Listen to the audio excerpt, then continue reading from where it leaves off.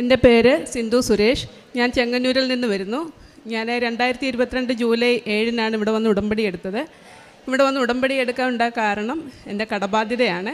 ഞാനൊരു 2022 ഞാനൊരു വീട് വാങ്ങിച്ചിരുന്നു. അതിൻ്റെ കുറച്ച് കടമുണ്ടായിരുന്നു. ആ സമയത്ത് എൻ്റെ ഒരു ഫ്രണ്ട് കൃപാസനം മാതാവിനെ പറ്റി പറഞ്ഞപ്പോൾ എനിക്ക് പണ്ട് മുതലേ ഈശോയും മാതാവിനെയും വളരെയധികം ഇഷ്ടമാണ്. അപ്പം വീട് വാങ്ങിക്കുന്നതിന് മുമ്പ് തന്നെ എനിക്ക് ഹൗസിംഗ് ലോൺ ആവശ്യമായിരുന്നു. ആ സമയത്ത് പല ബാങ്കുകളെ സമീപിക്കുമ്പോഴേ ലോൺ കിട്ടാറില്ലായിരുന്നു. കാരണം ഞങ്ങൾക്ക് 2 വീലർ കയറുന്ന ചെറിയൊരു വഴിയായിരുന്നു ഉണ്ടായിരുന്നത്. അപ്പം എൻ്റെ ഈ ഫ്രണ്ട് തന്നെ എനിക്ക് മാതാവിൻ്റെ ഒരു പ്രാർത്ഥന തന്നിരുന്നു. ആ പ്രാർത്ഥന ഞാൻ ചൊല്ലിയപ്പോഴേ എനിക്ക് 5-ാമത്തെ ദിവസം തന്നെ എനിക്ക് ലോൺ അനുവദിച്ച് കിട്ടി. അതിന് ശേഷമാണ് ഞാൻ പിന്നെ മാതാവിനെ പറ്റി അറിയുന്നത്. അങ്ങനെ ഞാൻ ഹസ്ബൻഡിനും കൂടെ ഇവിടെ പള്ളിയിൽ വന്നു. നല്ല മഴയായത് കാരണം ഞങ്ങൾക്ക് ഇവിടെ എത്തിച്ചേരാൻ സാധിച്ചില്ല. അങ്ങനെ ഞാൻ തിരിച്ചുപോയി 2 ദിവസം കഴിഞ്ഞപ്പോഴത്തേക്ക് വെളുപ്പിനെ 5:30 സമയമായപ്പോഴത്തേക്ക് എന്നെ സിന്ധു എന്നാരോ വിളിച്ചു. നല്ല സ്വീറ്റ് വോയിസ് ആയിരുന്നു. അത് എൻ്റെ ചെവിയിൽ നന്നായിട്ട് മുഴങ്ങി നിൽക്കുകയായിരുന്നു. ഞാൻ അപ്പം തന്നെ ഹസ്ബൻഡിനെ വിളിച്ചിട്ട് ചോദിച്ചു, എന്നെ ഇപ്പം വിളിച്ചിരുന്നോ എന്ന് ചോദിച്ചു. അന്നേരം പറഞ്ഞു, ഇല്ല ഞാൻ വിളിച്ചില്ല എന്ന് പറഞ്ഞു. രാവിലെ എഴുന്നേറ്റപ്പോഴും എൻ്റെ ചെവിയിൽ ഈ വിളി ഇങ്ങനെ മുഴങ്ങി നിൽക്കുകയാണ്. അപ്പം ഞാൻ എൻ്റെ ഫ്രണ്ടിനെ വിളിച്ചിട്ട് പറഞ്ഞു, ഇതുപോലെ ഞാനൊരു വിളി കേട്ടു എന്ന് പറഞ്ഞു, മാതാവിൻ്റെ അടുത്ത് ചെല്ലാമെന്ന് പറഞ്ഞിട്ട് നിങ്ങൾ പോയില്ലല്ലോ, മാതാവ് വിളിച്ചതാണ്, അവിടുത്തെ പ്രാർത്ഥന തുടങ്ങുന്നത് 5:30-ക്കാണ് എന്ന് പറഞ്ഞു. ആ ആഴ്ചയിൽ തന്നെ ഞങ്ങളിവിടെ വരികയും ഉടമ്പടി എടുക്കുകയും ചെയ്തു. ഉടമ്പടി എടുത്ത് കൃത്യമായിട്ട് പ്രാർത്ഥിക്കുകയും വെളുപ്പിനെ 5:30-ക്ക് പ്രാർത്ഥിക്കുകയും വൈകുന്നേരവും അതുപോലെ പ്രാർത്ഥിക്കുകയും ചെയ്തിരുന്നു. ഞാൻ ഹസ്ബൻഡും എഴുന്നേറ്റ് പ്രാർത്ഥിക്കുമായിരുന്നു. അങ്ങനെ പ്രാർത്ഥിച്ചതിൻ്റെ ഫലമായിട്ട് എനിക്ക് വീടിൻ്റെ കുറച്ച് കടബാധ്യത എന്ന് വെച്ചാൽ പലിശയ്ക്ക് വരെ ഞാൻ പൈസ എടുത്തിട്ടുണ്ടായിരുന്നു. ഇവിടെ വന്ന് പ്രാർത്ഥിച്ചതിൻ്റെ ഫലമായിട്ട് മാതാവ് എനിക്ക് ആ പലിശയെല്ലാം ഒഴിവാക്കി തന്നു. കാരണം എന്നെ അറിയാവുന്ന ഒരമ്മ, ശരിക്കും പറഞ്ഞാൽ ഞാൻ അമ്മയെ മാതാവിൻ്റെ രൂപത്തിലാണ് കാണുന്നത്. ഒരു പരിചയം മാത്രമേ ഉണ്ടായിരുന്നുള്ളൂ. ആ അമ്മ എനിക്ക് പൈസ തന്ന് സഹായിച്ചു. ഞാൻ 18 വർഷമായിട്ട് CBSE സ്കൂളിൽ വർക്ക് ചെയ്യുകയാണ്, ടീച്ചറാണ്. എനിക്ക് അതുവഴി ടീച്ചേഴ്സിന് പലർക്കും ഞാൻ പത്രങ്ങൾ കൊടുക്കുകയും അവർക്കൊക്കെ ധാരാളം അനുഗ്രഹങ്ങൾ ലഭിക്കുകയും ചെയ്തിട്ടുണ്ട്. അതുപോലെ എൻ്റെ മകന് 10ാം ക്ലാസ്സിൽ പഠിക്കുകയായിരുന്നു. ആ സമയത്ത് അവൻ പഠിക്കാൻ കഴിവുണ്ടെങ്കിലും പ്രയോജനപ്പെടുത്തത്തില്ലായിരുന്നു. ഞാനെപ്പോഴും മാതാവിൻ്റെ അടുത്ത് പറഞ്ഞു, അവനെ 90% മാർക്ക് കൊടുത്ത് അനുഗ്രഹിക്കണമെന്ന് പറഞ്ഞു. അതും മാതാവ് അതുപോലെ തന്നെ അവന് നല്ല മാർക്ക് കൊടുത്ത് അനുഗ്രഹിച്ചു. പിന്നെ അതുപോലെ എനിക്ക് കിട്ടിയ ഒരു അനുഭവം, ഞാൻ ഉടമ്പടിയിൽ വെച്ച എൻ്റെ ആദ്യത്തെ ഒരു കാര്യം എന്ന് പറഞ്ഞാൽ ഒരു വലിയ കാര്യമാണ്. എൻ്റെ ഹസ്ബൻഡ് ഗൾഫിലായിരുന്നു. കൊറോണയ്ക്ക് ശേഷം നാട്ടിൽ വന്നതിന് ശേഷം തിരിച്ചു പോകാൻ സാധിച്ചിട്ടില്ല. അപ്പം ചെങ്ങന്നൂർ തന്നെ ഒരു ഷോറൂമിലാണ് വർക്ക് ചെയ്യുന്നത്. അവിടെ വർക്ക് ചെയ്യുന്ന ആ വരുമാനം കൊണ്ട് ഞങ്ങൾക്ക് ഞങ്ങളുടെ ഹൗസിംഗ് ലോണ്, KSF ചിട്ടി ഇതെല്ലാം അടയ്ക്കാൻ വളരെയധികം ബുദ്ധിമുട്ടായിരുന്നു. അങ്ങനെ പ്രാർത്ഥിച്ചതിൻ്റെ ഫലമായിട്ട് ഞങ്ങൾ പല ജോലികൾ വിദേശത്തായിരുന്നു നോക്കിയിരുന്നത്. പക്ഷേ പല തടസ്സങ്ങളായ കാരണം ഒന്നും നടക്കുന്നില്ല.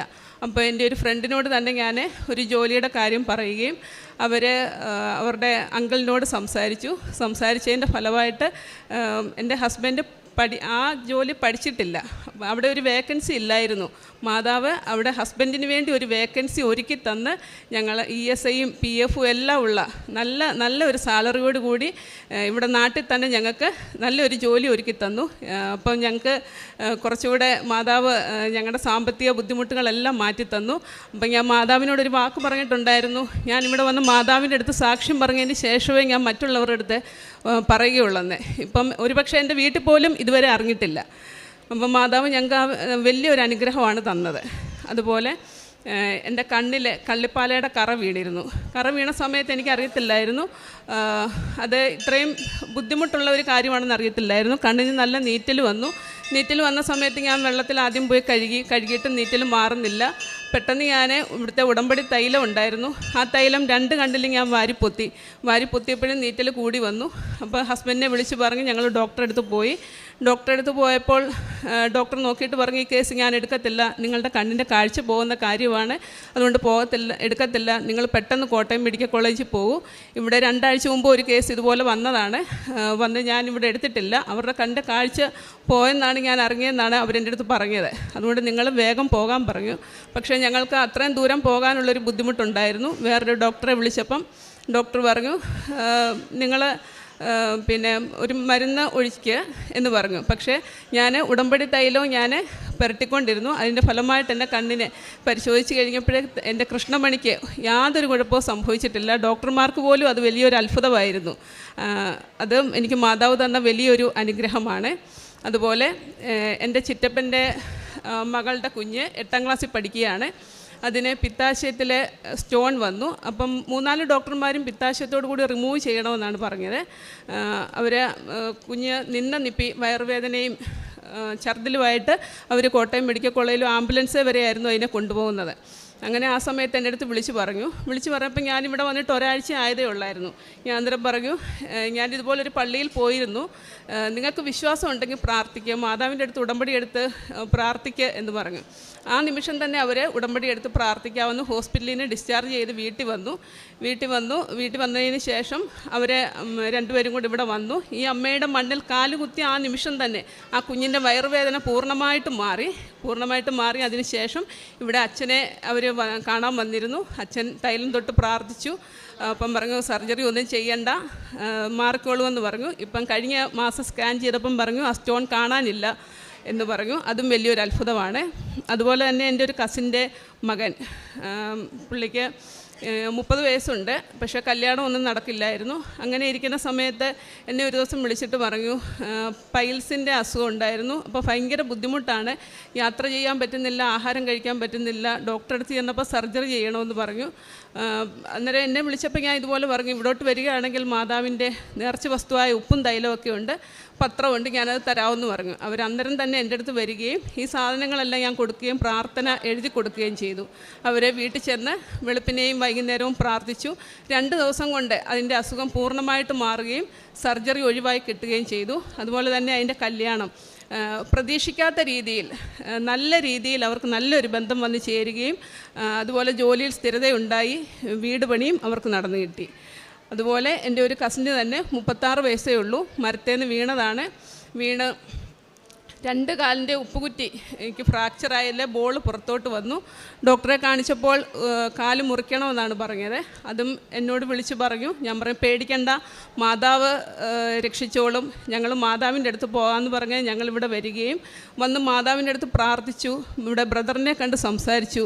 അപ്പം ബ്രദർ പറഞ്ഞു അവരിവിടെ വന്ന് സാക്ഷ്യം പറയുമോയെന്ന് ചോദിച്ചു. ഞാൻ പറഞ്ഞു സാക്ഷ്യം പറയും, അവർ വരാമെന്ന് നേർന്നിട്ടുണ്ട് എന്ന് പറഞ്ഞു. സർജറി ഒന്നും വേണ്ട, ഇവിടെ നടന്നു വന്ന് സാക്ഷ്യം പറയുമെന്ന് പറഞ്ഞു. ഡോക്ടറെ സർജറി കാല് മുറിച്ച് കളയണമെന്ന് പറഞ്ഞത് പിറ്റേ ദിവസം ഡോക്ടർ പറഞ്ഞു കാല് മുറിച്ച് കളയണ്ട, നമുക്കല്ലാതെ നോക്കാം എന്ന് പറഞ്ഞു.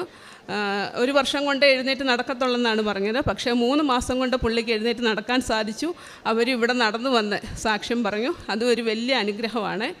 പിന്നെ അതുപോലെ എൻ്റെ ഒരു ഫ്രണ്ട് കാലിന് വേദനയായിരുന്നു. അതും എന്നെ വിളിച്ച് പറഞ്ഞു. ആ സമയം തന്നെ ഞാൻ അവിടെ പോവുകയും തൈലം തൊട്ട് പ്രാർത്ഥിക്കുകയും ചെയ്തു. പ്രാർത്ഥിച്ച ആ നിമിഷം തന്നെ മകൻ കയ്യെ പിടിച്ചാലേ എഴുന്നേക്കാൻ പറ്റത്തുള്ളായിരുന്നു. പ്രാർത്ഥിച്ച ആ നിമിഷം തന്നെ കാലിന് വേദന മാറുകയും എന്നെ കെട്ടിപ്പിടിച്ച് പറഞ്ഞു മാതാവിൻ്റെ ശക്തി നിന്നിലുണ്ട്, അതുകൊണ്ടാണ് എൻ്റെ കാലിന് വേദന ഇത്രയും പെട്ടെന്ന് എനിക്ക് മാറിയത്, ഞാൻ എത്ര ദിവസം കൊണ്ട് വിഷമിക്കുകയാണ് എന്ന് പറഞ്ഞു. അതുപോലെ ഫ്രണ്ടിൻ്റെ സ്ഥലവും വിൽക്കാതെ കിടക്കുകയായിരുന്നു. ഞാൻ മാതാവിൻ്റെ നേർച്ച വസ്തുവായ ഉപ്പ് കൊടുത്തു. ഒരു 15 വർഷമായിട്ട് വിൽക്കാതെ കിടന്ന വസ്തുവാണ്. അപ്പം ഞാൻ നേർച്ച വസ്തുവായ ഉപ്പും കാശുരൂപവും കൊടുത്തിരുന്നു. അത് വെച്ച് പ്രാർത്ഥിക്കാൻ പറഞ്ഞു. അതിൻ്റെ ഫലമായിട്ട് നല്ല പ്രതീക്ഷിക്കാത്ത വിലയിൽ ആ വസ്തുവും വിൽക്കാനായിട്ട് സാധിച്ചു. പിന്നെ അതുപോലെ ഒത്തിരി വിശുദ്ധീകരിക്കാൻ സാധിച്ചിട്ടുണ്ട്. ഞങ്ങൾ വാങ്ങിച്ച വസ്തുവിലെ കിണറ്റിലെ വെള്ളം വറ്റുന്നതായിരുന്നു. എല്ലാ പ്രാവശ്യവും വറ്റുമായിരുന്നു. അപ്പം ഞങ്ങൾ ചെന്ന് കഴിഞ്ഞപ്പോഴാണ്, അതിന് മുമ്പ് ചോദിച്ചപ്പോൾ അവർ വറ്റത്തില്ലെന്നാണ് പറഞ്ഞത്. അപ്പം കഴിഞ്ഞ വർഷവും വെള്ളം കുറഞ്ഞു വന്നു, മോട്ടർ അടിക്കാൻ പറ്റാതായി. അപ്പം ഞാൻ മാതാവിനോട് പ്രാർത്ഥിച്ച് വിശ്വാസപ്രമാണം ചൊല്ലി ഉപ്പ് അതിനകത്തിട്ട് പ്രാർത്ഥിച്ചു, ഞങ്ങൾക്ക് ആവശ്യമുള്ള വെള്ളം തരണമേന്ന്. അതുകൊണ്ട് ഞങ്ങൾക്ക് ആവശ്യമായ വെള്ളം, ഒരിടത്തും വെള്ളത്തിന് പോകേണ്ടതായിട്ട് വന്നില്ല. ആവശ്യമായ വെള്ളം മാതാവ് തന്ന് അനുഗ്രഹിക്കും. പിന്നെ എൻ്റെ ഹസ്ബൻഡ് നന്നായിട്ട് പ്രാർത്ഥിക്കും. 5:30 ആകുമ്പോഴേ എഴുന്നേറ്റ് പ്രാർത്ഥിക്കും. ഉപവാസം ഞങ്ങൾ ആഴ്ചയിൽ ഒരിക്കൽ എടുക്കും. എനിക്ക് ഒത്തിരി ഉപവാസം എടുക്കാനായിട്ട് സാധിക്കത്തില്ല. അപ്പോൾ ഒരു നേരത്തെ ഭക്ഷണമേ ഞാൻ ഒഴിവാക്കാറുള്ളൂ. ഹസ്ബൻഡ് രാവിലെ 1 ഗ്ലാസ് ചായ കുടിച്ചിട്ട് വൈകുന്നേരം ജോലി കഴിഞ്ഞ് വരുമ്പോൾ 7:30 ആകും. കുളിച്ച് പ്രാർത്ഥിച്ചതിന് ശേഷം 9 മണിക്ക് എല്ലാ ചൊവ്വാഴ്ചയും ഞങ്ങൾ കഞ്ഞിയും പയറുമാണ് കഴിക്കുന്നത്. അത്രയും നേരം പുള്ളി ഉപവാസം എടുത്തിരിക്കും. പത്രങ്ങൾ എല്ലാവർക്കും കൊടുക്കാറുണ്ട്. വണ്ടാനം മെഡിക്കൽ കോളേജിൽ ഞങ്ങൾ പോകും. അവിടെ ചെന്ന് രോഗികളോട് സംസാരിക്കുകയും പത്രം കൊടുക്കുകയും ഉടമ്പടി തൈലം തൊട്ട് പ്രാർത്ഥിക്കാറുണ്ട്. പിന്നെ നിറച്ച് വസ്തുവായ ഉപ്പും കാശ് രൂപമൊക്കെ ആൾക്കാർക്ക് ആവശ്യപ്പെടുന്നവർക്ക് ഞാൻ കൊടുക്കാറുണ്ട്. പത്രം കൊടുക്കുമ്പം പലരും വേണ്ട എന്ന് പറഞ്ഞ് പോയിട്ടുണ്ട്. അന്നേരം ശരിക്കും വിഷമം തോന്നിയിട്ടുണ്ട്. പക്ഷേ ഇപ്പോൾ അതൊന്നും ഒരു പ്രശ്നമില്ല. ആര് വേണ്ടെന്ന് പറഞ്ഞാലും അത് ഇപ്പോൾ ഒരു വിഷമമായിട്ട് എനിക്ക് തോന്നാറില്ല. അതുപോലെ ചിലർ പറയും, കഴിഞ്ഞ മാസം വണ്ടാനം മെഡിക്കൽ കോളേജിൽ പോയി പത്രം കൊടുത്തപ്പം ഒരു ചേട്ടൻ എൻ്റെ അടുത്ത് പറഞ്ഞു, മോളെ എൻ്റെ കയ്യിൽ 500-ൻ്റെ ഒരു നോട്ടേ ഉള്ളൂ, മോളെ ചില്ലറ ഉണ്ടോ എന്ന് ചോദിച്ചു. ഞാൻ പറയും, ചേട്ടാ ഇത് പൈസയ്ക്കല്ല, മാതാവിൻ്റെ കാര്യം നിങ്ങളെപ്പോലെയുള്ളവരെ അറിയിക്കാൻ വേണ്ടി വന്നതാണെന്ന് പറഞ്ഞു. അപ്പം ആ ചേട്ടന് അത് വാങ്ങിച്ച് ഞാൻ വായിച്ചോളാം മോളെ എന്ന് പറഞ്ഞ് പോവുകയും ചെയ്തു. അതൊക്കെ മനസ്സിനൊരു വലിയ സന്തോഷമാണ്. ജപമാല റാലി ഇവിടെ വന്ന ആ വർഷം തന്നെ എനിക്ക് ജപമാല റാലി ഇപ്പോൾ 2 റാലിയിലും പങ്കെടുക്കാനായിട്ട് സാധിച്ചു. അപ്പം വന്ന ആ ഒക്ടോബറിൽ ഞങ്ങൾ 2 പേരും കൂടെ വരാനാണ് ഇരുന്നത്. എനിക്ക് ഇടയ്ക്ക് തലകറക്കമൊക്കെ ഉള്ളതുകൊണ്ട് ഹസ്ബൻഡ് പറഞ്ഞു തനിയെ പോകണ്ട, ഞാനും വരാമെന്ന് പറഞ്ഞു. പക്ഷേ പുള്ളിക്ക് വരാനായിട്ട് പറ്റിയില്ല. എന്നോട് പോകണ്ടെന്ന് പറയുമ്പോഴും ഞാൻ പറഞ്ഞു എനിക്ക് ആരെയെങ്കിലും മാതാവ് കൂട്ടിന് തരും. അങ്ങനെ എനിക്ക് ബസ്സിൽ കയറിയപ്പം തന്നെ ഒരു ചേച്ചിയെ കൂട്ട് കിട്ടുകയും തിരിച്ചു പോകുന്നിടം വരെ ആ ചേച്ചി എന്നോടൊപ്പം ഉണ്ടായിരുന്നു. അപ്പം നടക്കുന്ന വഴിയിൽ എനിക്ക് അണപ്പും കിതപ്പും ഒക്കെ ഉണ്ടാകും. അപ്പോൾ സ്കൂളിലാണെങ്കിലും ഞാൻ സ്റ്റെപ്പ് കയറുന്ന സമയത്ത് എല്ലായ്പ്പോഴും എൻ്റെ കയ്യിൽ വെള്ളം ഉണ്ടാകും. അപ്പം അങ്ങനെ ഞാൻ നടന്ന വഴിക്ക് എനിക്ക് ശ്വാസം മുട്ടലും ഒരു അണപ്പമൊക്കെ ഉണ്ടായപ്പോൾ ഞാൻ മാതാവിനോട് പറഞ്ഞു, മാതാവേ ഞാൻ ഒറ്റയ്ക്കേ ഉള്ളൂ, എനിക്ക് ഈ ജപമാല റാലിയിൽ പങ്കെടുത്ത് എന്നെ തിരിച്ച് വീട്ടിലെത്തിക്കണം എന്ന് പറഞ്ഞു. പക്ഷേ എപ്പോഴാണ് ഇത് മാറിയത് എന്ന് എനിക്കറിയത്തില്ല. ഇന്ന് വരെ പക്ഷേ എനിക്ക് യാതൊരു ബുദ്ധിമുട്ടുമില്ല. സ്റ്റെപ്പ് കയറിയാലോ ആ ഒരു ബുദ്ധിമുട്ട് എനിക്ക് ഇന്ന് വരെ അനുഭവപ്പെട്ടിട്ടില്ല. അതും എനിക്ക് മാതാവ് തന്ന വലിയൊരു അനുഗ്രഹം തന്നെയാണ്. ബൈബിൾ വായിക്കും. ആദ്യമേ ജപമാല, ഞാനൊരു ഹിന്ദുവാണ്. ജപമാല എന്നും എനിക്ക് ചൊല്ലാൻ അറിയത്തില്ലായിരുന്നു. അപ്പോൾ അറിയാവുന്നവരോട് ചോദിച്ച് ഞാൻ അത് പഠിച്ചു. ഞങ്ങൾ 2 പേരും ഇരുന്ന് വൈകുന്നേരം ഞാനും മോനും ഹസ്ബൻഡും കൂടി ഇരുന്നാണ് പ്രാർത്ഥിക്കുന്നത്. ജപമാല ചൊല്ലും, ബൈബിൾ വായിക്കും. പ്രാർത്ഥന കഴിവതും മുടക്കാറില്ല അങ്ങനെ. പിന്നെ ഔചാരികമായി എന്തെങ്കിലും ഒരു ഹോസ്പിറ്റൽ കേസ് അങ്ങനെ വന്നെങ്കിൽ എന്നാലും നമ്മൾ മനസ്സിൽ പ്രാർത്ഥിക്കും. നമ്മൾ ഇപ്പോൾ അത് കാണാതെ പഠിച്ചുകൊണ്ട് എപ്പം പോയാലും വണ്ടിയെ പോയാലും പ്രാർത്ഥന ചൊല്ലിക്കൊണ്ടാണ് പോകുന്നത്. ഒത്തിരി രോഗസൗഖ്യങ്ങൾ നമുക്ക് തന്നിട്ടുണ്ട്. ഇപ്പോൾ എന്ത് അസുഖം വന്നാലും മാതാവിൻ്റെ ഈ നേർച്ച വസ്തുവായ ഉപ്പാണ് ഉപയോഗിക്കുന്നത്. ഹോസ്പിറ്റലിൽ അങ്ങനെ പോകാറേ ഇല്ല. പിന്നെ അതുപോലെ എനിക്ക് ഇവിടെ വന്ന് പ്രാർത്ഥിക്കുമ്പോഴേ ഞാൻ എപ്പോഴും ആഗ്രഹിക്കുമായിരുന്നു ജോസഫ് അച്ഛൻ്റെ ഒരു അനുഗ്രഹം കിട്ടിയിരുന്നെങ്കിലെന്ന്. അങ്ങനെ ഒരു ദിവസം ഇവിടെ ഇരുന്നപ്പോൾ അച്ഛനെ ഈ ആൾത്താരയിൽ കൂടി നടന്നു പോയപ്പോൾ എനിക്കും അച്ഛൻ തല കൈതൊട്ട് പ്രാർത്ഥിക്കാനുള്ളൊരു അനുഗ്രഹം ഉണ്ടായി. അതും മനസ്സിനൊരു വലിയ സന്തോഷമായിരുന്നു. പിന്നെ അതുപോലെ അമ്മയുടെ സുഗന്ധ അഭിഷേകം എനിക്ക് അനുഭവപ്പെട്ടിട്ടുണ്ട്. ഇവിടെ ഉടമ്പടി എടുത്ത് ചെന്ന് 2 ദിവസം കഴിഞ്ഞപ്പോഴേ എനിക്ക് സ്പ്രേ അല്ല, നല്ലൊരു സുഗന്ധം, വീട്ടിലുള്ള സ്പ്രേയുടെ സുഗന്ധമല്ല.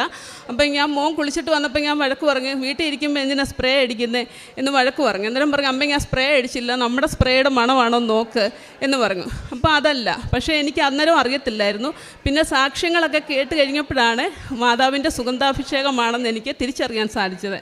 അതുപോലെ കുന്തിരിക്കത്തിൻ്റെ മണം അനുഭവപ്പെട്ടിട്ടുണ്ട്. ശരിക്കും നന്നായിട്ട് എനിക്കത് അനുഭവിച്ച്, കാരണം നമ്മുടെ മൂക്കിലോട്ട് അരിച്ചു കയറുന്ന ആ ഒരു അനുഭവം എനിക്കുണ്ടായിട്ടുണ്ട്.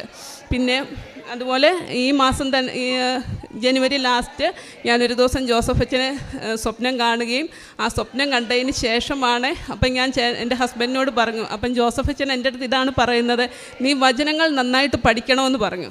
അപ്പം ഞാൻ രാവിലെ ഹസ്ബൻഡിനോട് പറഞ്ഞു, ജോസഫ് അച്ഛൻ ഇത് എൻ്റെ അടുത്ത് ഇങ്ങനെ പറയുന്നത് ഞാൻ സ്വപ്നം കണ്ടു, എന്തോ ഒരു അനുഗ്രഹം നമുക്ക് കിട്ടാൻ പോകാൻ തോന്നുന്നെന്ന് പറഞ്ഞു. അതിന് ശേഷമാണ് ഈ ജോലിയുടെ കാര്യം ഞങ്ങൾ അറിഞ്ഞത്. മാതാവും ഈശോയും തന്ന എല്ലാ അനുഗ്രഹങ്ങൾക്കും കോടാനുകൂടി നന്ദി പറയുന്നു.